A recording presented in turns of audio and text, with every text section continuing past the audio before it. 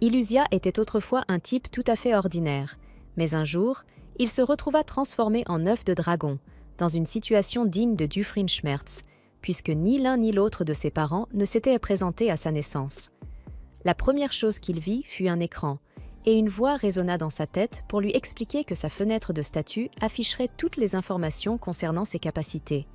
Cela semblait plutôt pratique, jusqu'à ce qu'Ilusia réalise qu'il devait surtout s'inquiéter du fait qu'une voix parlait directement dans son esprit. La voix lui expliqua qu'elle faisait partie d'une compétence appelée voix divine, et que son rôle était de lui fournir des explications sur son statut et ses aptitudes.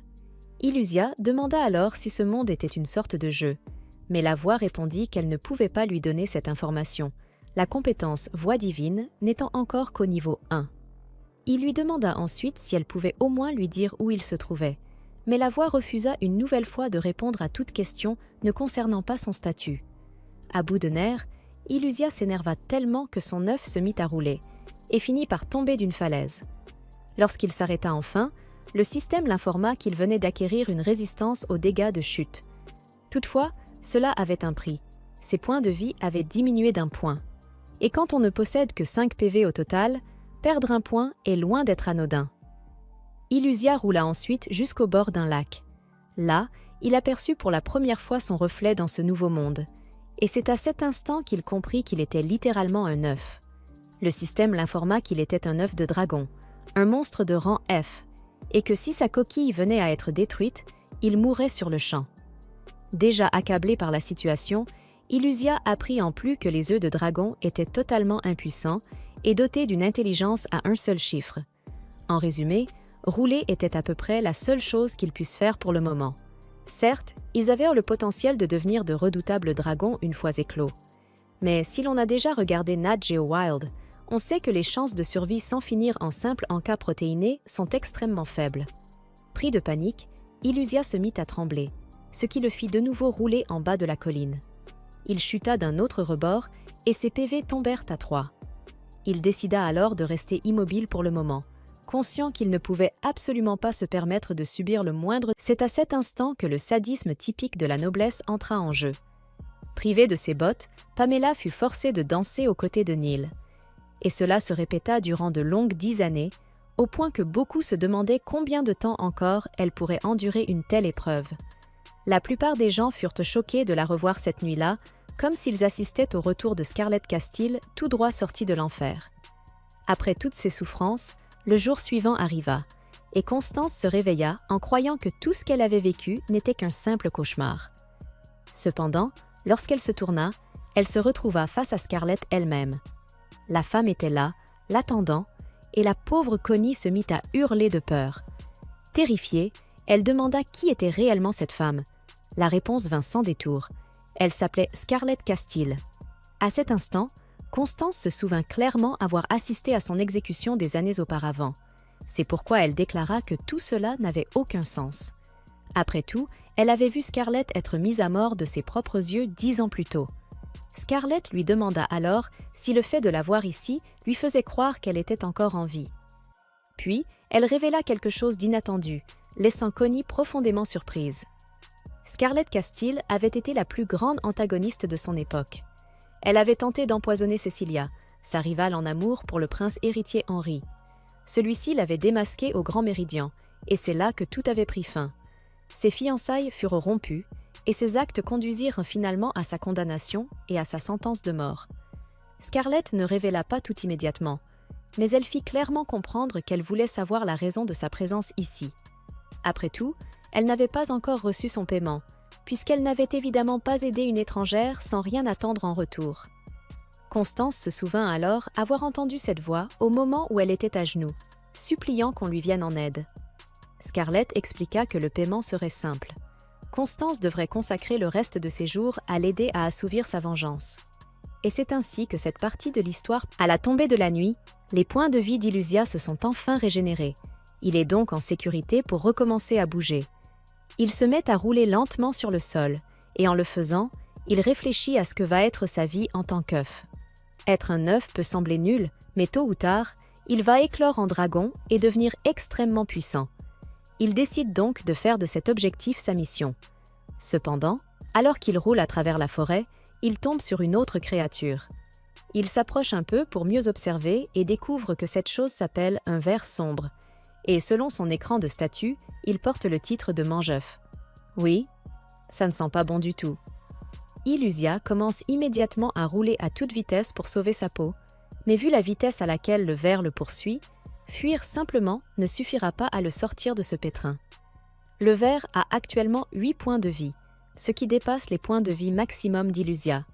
S'il essayait de lui foncer dessus, il mourrait avant même de le toucher. Soudain, il se rappelle qu'il a reçu plus tôt dans la journée une résistance aux dégâts de chute et décide d'en tirer parti.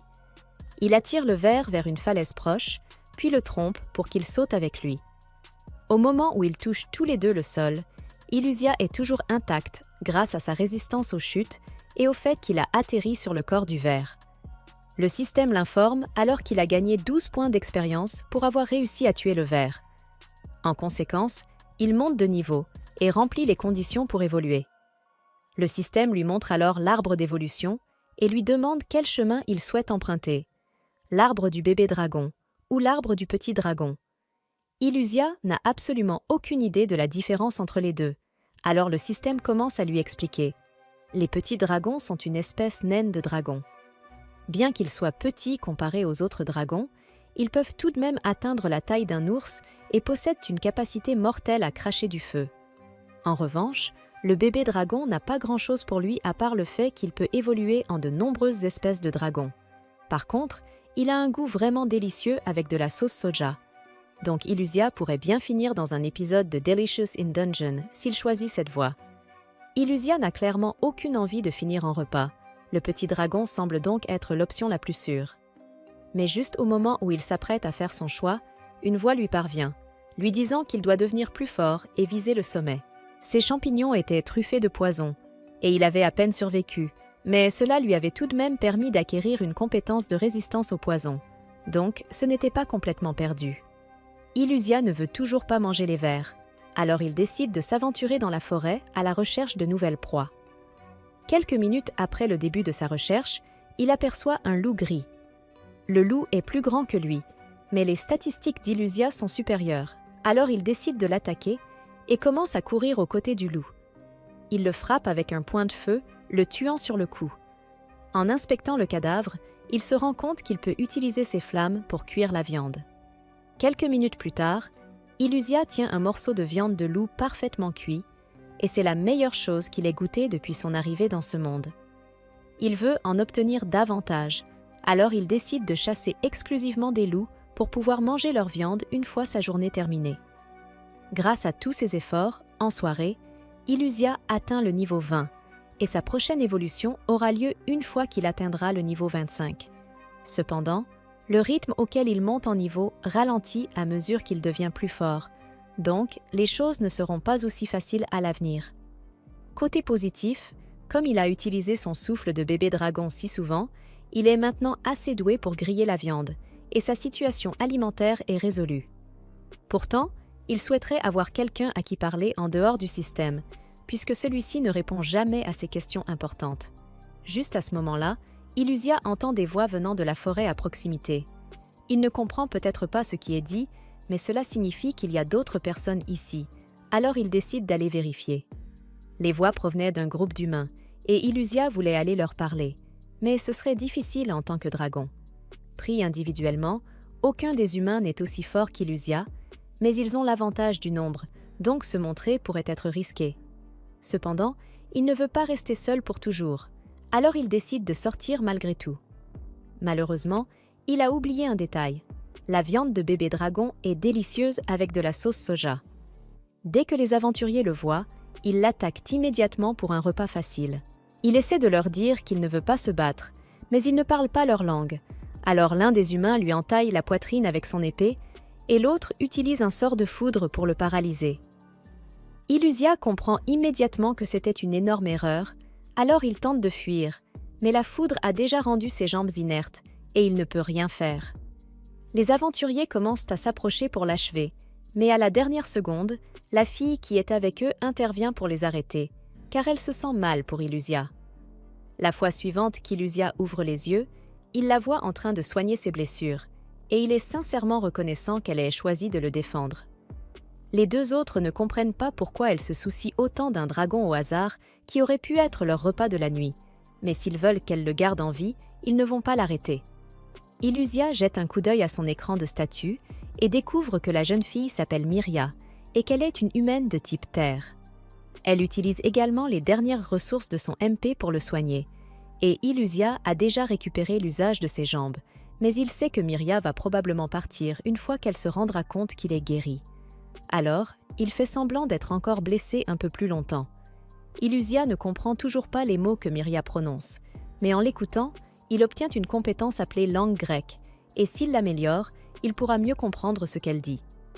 Soudain, Ilusia entend des cris stridents venant de plus loin dans la forêt, et il comprend que ce doivent être les autres aventuriers qui étaient avec Myria. Pour qu'ils aient crié ainsi, il doit y avoir un monstre ridiculement puissant à proximité, et dans ce cas, aucune chance qu'ils survivent à une rencontre avec lui. Ilusia veut aller voir ses amis, mais il essaie de retenir Myria par son manteau, car c'est trop dangereux, surtout qu'elle n'a plus de MP. Cependant, elle ne comprend pas son avertissement et s'enfuit malgré tout. Ilusia ne sait pas quel genre de monstre se trouve là-bas, mais il est certain qu'aucun des humains ne peut le vaincre, donc il doit aller les sauver. Ses jambes sont encore un peu engourdies, ce qui rend le déplacement difficile. Lorsqu'il arrive enfin sur le lieu des cris, il est choqué de découvrir un énorme dragon de roche de rang mer, avec plus de 200 HP, soit bien plus que les 30 chevaux vapeur d'Ilusia. Normalement, il aurait fait demi-tour et fui le plus vite possible, car il ne veut pas affronter cette créature. Mais lorsqu'il voit Myria s'effondrer au sol, il ne veut pas la laisser derrière lui. Il n'a donc pas d'autre choix que de tenir sa position. À un cheveu près, le bébé échappe à la mort en bondissant, et, après s'être caché dans les buissons, il repense à sa propre stupidité d'avoir cru qu'il pourrait gagner en collaborant avec des humains. Au passage, il se demande aussi en quoi cet homme est censé être un nain, car la chose est gigantesque. C'est alors qu'il aperçoit Myria étendue au sol et comprend que, bien qu'elle soit encore en vie, l'ennemi est en train de la prendre pour cible. Déterminé à l'empêcher d'être définitivement tué, le bébé se met à courir vers elle, mais il est interrompu à mi-chemin par des pensées intrusives qui lui ordonnent de fuir. Soudain, la voix divine s'empare de son corps, le forçant à admettre qu'il n'a absolument pas les compétences nécessaires pour vaincre une créature de cette taille. Pourtant, il refuse d'abandonner quelqu'un qui lui a sauvé la vie peu de temps auparavant. Ainsi, le bébé avance vers l'adversaire et, lorsqu'il est attaqué par la queue de la créature, il roule pour esquiver, gagnant ainsi le titre de roi de l'évasion, et parvient même à frapper la tête de l'ennemi en utilisant ce même mouvement. Lorsqu'il retombe au sol, il remarque que le mage du groupe a rendu l'âme, mais que le guerrier est toujours en vie, ce qui signifie qu'il peut encore sauver quelqu'un. Le bébé continue d'utiliser sa technique de roulade pour faire face à l'ennemi, ayant acquis une grande maîtrise de cette compétence après avoir passé du temps sous forme d'œuf. Bien entendu, son objectif n'est pas de vaincre ce monstre, mais de l'attirer ailleurs afin de pouvoir revenir ensuite secourir les survivants. Malgré tout, le dragon de pierre frappe violemment le sol, soulevant une énorme quantité de terre qui percute directement le bébé, lequel est choqué de constater que la créature possède même une attaque de zone. Comprenant que l'esquive seule n'est pas très efficace, le bébé saute alors vers l'ennemi et lance un coup de poing enflammé. Cependant, la créature se régénère, rendant encore plus évident le fait qu'elle est impossible à vaincre. Malgré cela, le petit y voit une occasion. Il attrape Myria, la charge sur son épaule et s'enfuit. À cet instant, son regard se pose sur l'homme encore en vie, mais il sait qu'il n'a pas le temps de sauver les deux. Au moins, il pouvait sauver la jeune fille. Tout en portant Myria vers un endroit sûr, le dragon réalise qu'elle perd des points de vie à cause de l'hémorragie. Dans un élan désespéré, il tente de lancer un sort de soin, avant de comprendre qu'il doit agir concrètement au lieu de s'en remettre à une illusion née dans son esprit. Il utilise alors son odorat extrêmement développé pour déterminer la direction d'où venait Myria, espérant y trouver un lieu sûr. Après avoir identifié l'odeur humaine, il s'élance de toutes ses forces dans cette direction, mais doit bientôt s'arrêter net lorsqu'une meute de loups gris l'attaque. En persistant dans la poursuite, ceux-ci parviennent à encercler le dragon. N'ayant aucune voie de fuite, le monstre se défend. Quelques minutes plus tard, Myria ouvre lentement les yeux et aperçoit le bébé dragon faisant face à plusieurs loups à la fois, se battant courageusement contre eux pour protéger l'humaine. Mais elle referme rapidement les yeux et perd connaissance de nouveau. Ce n'est qu'après un combat remporté au prix d'efforts considérables, déjà tombé la nuit, que tout s'achève. Le bébé dragon reprend sa fuite, Miria toujours sur l'épaule, mais il commence à atteindre ses limites physiques. Par chance, au moment où il est sur le point de s'effondrer, il découvre un village humain et appelle désespérément à l'aide. Malheureusement, les humains ne comprennent pas ce qu'il essaie de dire.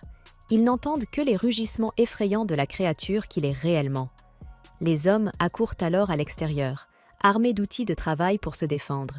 L'un d'eux va même jusqu'à planter une lance dans la cuisse du dragon, et la pauvre créature ne peut rien faire d'autre que maintenir Miria sur son épaule et supplier qu'on l'aide.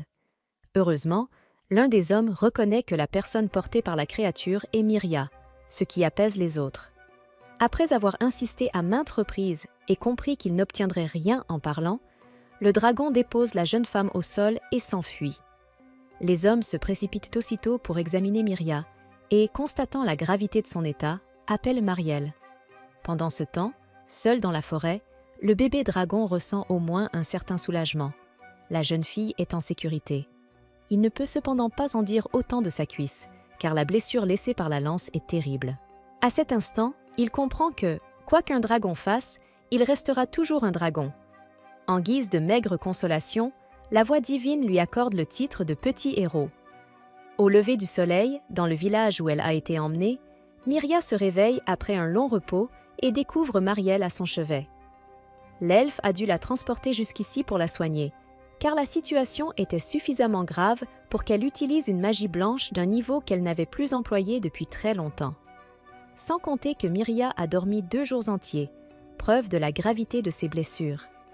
Alors que Miria tente de comprendre qui l'a amenée au village, Mariel grogne, rappelant que, comme elle l'a toujours dit, l'humaine n'aurait jamais dû se laisser influencer par Daz de cette manière. À ce propos, Miria demande si ses compagnons vont bien, et son ami lui répond que Grants est mort. Son corps a été retrouvé dans la forêt et, d'après ce qui a été rapporté, quelque chose de très lourd lui est tombé dessus.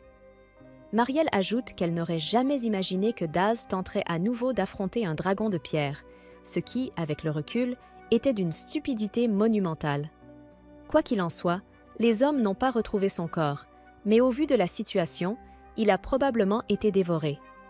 Pensant être la seule survivante, Miria ne peut retenir ses larmes et se reproche de ne pas avoir réussi à convaincre Daz de faire demi-tour avant que tout cela n'arrive. De son côté, malgré tout, Mariel se dit soulagée que la jeune fille ait survécu, surtout parce qu'elle sait parfaitement que Daz n'a jamais été du genre à écouter les autres. Malgré cela, Miria ne pense pas que ce soit une mauvaise personne. S'il y a bien une chose qu'elle admire chez cet homme, c'est qu'il est toujours le premier à faire face aux monstres qui s'approchent du village, et c'est d'ailleurs l'une des raisons pour lesquelles il avait une si grande influence sur les enfants. Cependant, quelque chose était différent le jour où ils sont allés dans la forêt. Miria avait vu Daz se disputer avec un homme à la taverne, simplement parce que celui-ci affirmait que Daz n'était pas capable de vaincre un dragon de pierre, puisqu'il avait pris la fuite face à l'un d'eux autrefois. Agacé, l'aventurier répliqua que cela remontait à 10 ans et qu'aujourd'hui, il était parfaitement capable d'abattre ce monstre. Obsédé par cette idée, l'homme partit à la recherche de Grants et de Miria afin de se joindre à lui pour une... Selon lui, Mariel avait autorisé cette expédition, bien que Miria lui ait rappelé que l'elfe avait pourtant été très clair. Elle ne devait pas accompagner cet homme s'il tentait d'affronter le dragon de pierre. Cependant, Daz utilisa le chantage émotionnel, affirmant que lui et Grants partiraient de toute façon traquer le monstre et que, si elle ne les accompagnait pas, il risquait fort d'y laisser la vie. Inquiète pour ses amis, Miria accepta de les suivre, à condition que Daz promette de battre en retraite si la situation devenait trop dangereuse. Regrettant ce qui s'est produit, Mariel affirme que Daz est mort à cause de son ego démesuré. En revanche, elle se réjouit du fait que Miria ait réussi à atteindre le village malgré la gravité de ses blessures. Puisqu'elle en parle, Miria demande si quelqu'un l'a ramenée, et l'elfe se contente de répondre qu'elle a été attaquée par un monstre à l'extérieur du village. Troublée, Miria ne se souvient que d'avoir perdu connaissance lors de l'attaque du dragon de pierre et de ne s'être réveillée que maintenant. Il lui paraît donc impossible d'être revenue seule. Mais Mariel insiste, c'est la seule explication, puisqu'aucun villageois n'est allé dans la forêt cette nuit-là, à l'exception du trio de l'expédition. En réalité, d'après ce que sait l'elfe, Myria a été retrouvée inconsciente à l'entrée du village et s'apprêtait à être attaquée par un monstre. Mais Grégory a réussi à faire fuir la créature. Face à ces éléments, Marielle en conclut que son amie a perdu la mémoire à la suite du traumatisme intense qu'elle a subi. Cherchant désespérément à se souvenir, une brève image du bébé dragon combattant des loups surgit dans l'esprit de l'humaine. Elle demande alors à quoi ressemblait le monstre qui l'a attaqué. Mais l'elfe n'en a aucune idée, car la créature avait déjà disparu lorsqu'elle est arrivée sur les lieux. Pendant ce temps, le petit héros se réveille et se rend compte, à sa grande surprise, qu'il a entièrement récupéré, ce à quoi il ne s'attendait pas vu la gravité de sa blessure. Au final, cela semble être l'un des avantages d'être un dragon, puisqu'un humain n'aurait jamais bénéficié d'une telle capacité de régénération. Inquiet pour Myria, le dragon se demande comment elle va. Bien qu'il ait sauvé la jeune fille, le bébé sait qu'il aurait très bien pu être tué par cette créature gigantesque, car, même s'il est devenu plus fort après son évolution, il ne pouvait toujours pas rivaliser avec elle. Si seulement il avait été plus puissant, tout aurait pu être différent. Ainsi, le jeune dragon est envahi par un désir ardent de devenir plus fort. Porté par sa détermination, le bébé dragon utilise une stratégie particulièrement ingénieuse pour attirer plusieurs vers de l'ombre au même endroit afin de farmer de l'expérience. Dans ce cas précis, il suspend l'un des vers à un arbre, forçant ainsi la créature à utiliser sa compétence, appelle des alliés, ce qui lui permet de contrôler exactement l'endroit où les renforts apparaîtront, ce que l'on pourrait appeler le piège parfait. Grâce à cette idée, le bébé dragon est récompensé par la voix divine avec le titre « Voix du mal », un titre qu'il n'apprécie honnêtement pas beaucoup. Quoi qu'il en soit, le petit ne peut pas se permettre de gaspiller l'occasion qu'il a créée et fonce droit sur les monstres. Malgré son admiration pour leur loyauté, eux qui sont venus aider un camarade, le bébé dragon les fait tous rôtir et atteint le niveau 25, remplissant ainsi les conditions requises pour sa prochaine évolution. Excité, il se voit alors présenter ses options possibles. Mini-dragon ange, dragon enfant de marbre, jeune dragon de la peste, confus. La première chose que remarque le bébé, c'est que la dernière option semble particulièrement sinistre. De nombreuses questions lui viennent alors à l'esprit. Quelle est donc la différence entre mini et enfant, ou encore entre bébé dragon et petit dragon? Heureusement, la voix divine apparaît pour lui expliquer qu'être un petit dragon ne signifie pas être petit physiquement, mais plutôt ne plus grandir au-delà de sa taille actuelle. Les petits dragons montent rapidement de niveau, mais restent inférieurs aux bébés dragons en termes de capacité et de potentiel de développement. En résumé, le petit dragon représente la voie courte. Il commence fort, mais pas excessivement. À l'inverse, le bébé dragon suit une voie plus longue. Il débute plus faible, mais peut devenir bien plus puissant avec le temps. La voix divine ajoute ensuite que le type enfant est une version améliorée du bébé. Le type mini, quant à lui, ne possède pas beaucoup d'options d'évolution, mais celles qu'il propose sont garanties comme étant de bonne qualité. Enfin, le dragon demande ce que signifie le type jeune, mais la voix divine reste simplement silencieuse, le laissant se creuser la tête sur le choix à faire. Le bébé dragon demande alors une brève explication de chacune des 5 options. La voix divine, le mini-dragon est de petite taille, tout comme le petit dragon, mais sa croissance est lente et ses voies d'évolution sont peu nombreuses. En contrepartie, s'il démontre un certain potentiel, il peut continuer à évoluer par la suite. Le bébé trouve cette option déplorable à cause de sa progression lente et de ses perspectives limitées, et l'écarte donc immédiatement. Quant au mini-dragon ange, aussi appelé esprit assistant, ce dragon consacre son existence à aider les autres. Bien qu'il maîtrise efficacement la magie blanche, il se révèle peu performant en combat. En évaluant cette option, le bébé n'aime pas l'idée d'être faible sur le champ de bataille, mais il se souvient à quel point il désirait une magie de soin semblable à celle de Myria. Vient ensuite le dragon enfant, l'évolution naturelle du bébé dragon, qui renforce progressivement ses capacités physiques en grandissant, un point qui attire énormément le bébé puisqu'il s'agit de la voie recommandée pour sa classe actuelle. Puis vient le dragon enfant de marbre. Ces dragons ont subi une mutation et présentent un motif en forme de goutte sur leur peau. Ils possèdent une puissance magique supérieure à celle de la majorité des autres dragons. Le bébé considère sérieusement cette option, pensant qu'une magie puissante serait un atout sur le long terme, et que cette mutation a quelque chose de spécial. Enfin, le jeune dragon de la peste, première étape vers le dragon maléfique, celui qui sème le désastre partout où il passe. Bien qu'ils soient connus pour mourir jeunes, ces dragons sont extrêmement intelligents et capables de prendre une forme humaine, même s'ils mènent une existence solitaire. À la fin de l'explication, le bébé dragon se bouche les oreilles, car il ne considérait déjà plus cette option à cause de ses caractéristiques horribles, mais il finit tout de même par entendre la partie concernant la capacité à adopter une forme humaine. Cela pourrait bien être sa grande chance d'entrer dans les villages et d'essayer de mener une vie normale, sans risquer de se faire transpercer la cuisse par une lance. À partir de là, il pèse soigneusement le pour et le contre et se retrouve face à un cruel dilemme, car, comme tout le monde le sait, si cette classe porte le nom de peste, ce n'est certainement pas sans raison, comme l'a affirmé la voix divine.